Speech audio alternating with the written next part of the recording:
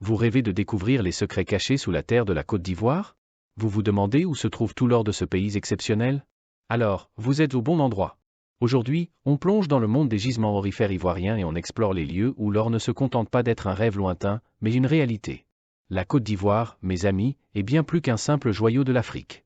C'est un véritable Eldorado, l'un des pays les plus riches en or sur tout le continent. Sa géologie unique, marquée par le craton archéen et les ceintures birimiennes, a façonné des conditions idéales pour la formation de gisements d'or. Le craton archéen, solide comme un roc et vieux de plus de 2,5 milliards d'années, fournit une base stable. Quant aux ceintures birimiennes, elles ont entre 2,1 et 2 milliards d'années et sont comme des coffres-forts remplis d'or. Les processus géologiques complexes, tels que la subduction et les intrusions magmatiques, ont permis à l'or de se concentrer dans des filons et des placers.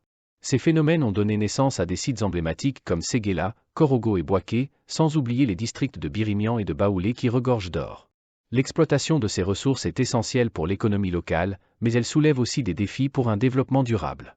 Alors, où pouvez-vous trouver de l'or en Côte d'Ivoire? Accrochez-vous, voici le tour d'horizon des zones les plus prometteuses. Le district de Birimian, centre-ouest. Le district de Birimian est le cœur battant de l'industrie aurifère ivoirienne. Il abrite les gisements d'or les plus riches du pays, grâce à ses roches birimiennes qui débordent d'or. Les mines industrielles telles que Sissingué, Agbaou et Angovia exploitent ces ressources en masse. Avec des filons aurifères et des placers, ce district est un terrain de jeu pour les sociétés minières et les orpailleurs artisanaux. Le district de Baoulé, centre-est. Ici, l'orpaillage artisanal est roi. Les rivières comme le Bandama, le Nzi et le Comoé sont les terrains de chasse des chercheurs d'or locaux. Les dépôts d'or alluvial, créés par l'érosion des gisements filoniens, font la richesse de cette région.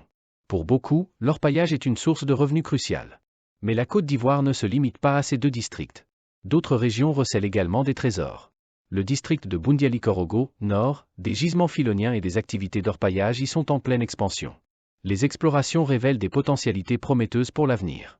Le district de Guingui, sud-ouest, bien que la région soit encore en phase de prospection, des indices d'or alluvionnaires et filoniens ont déjà attiré l'attention des prospecteurs. Le district de Man, ouest, des indices d'or ont été découverts, mais le potentiel reste à évaluer. Les explorations futures devraient nous en dire plus. L'orpaillage se déroule principalement le long des rivières et fleuves du pays.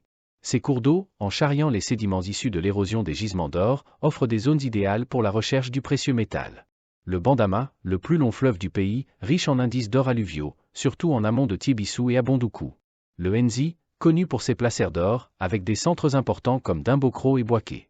Le Comoé, avec ses indices d'or alluvionnaires et filoniens, surtout entre Adiapoumé et Dabou. Le Boubo, le Cavali et la Bia, chacun de ces cours d'eau a ses propres richesses aurifères, exploitables par les orpailleurs locaux. Alors voilà, chers auditeurs, un aperçu fascinant de l'univers aurifère de la Côte d'Ivoire. Des districts dorés aux rivières scintillantes, ce pays offre une véritable aventure pour les chercheurs d'or et les passionnés de géologie. Que vous soyez un prospecteur en herbe ou un amateur d'histoire géologique, la Côte d'Ivoire a de quoi briller dans vos yeux. Restez à l'écoute pour plus de découvertes et d'histoires captivantes dans notre prochain épisode.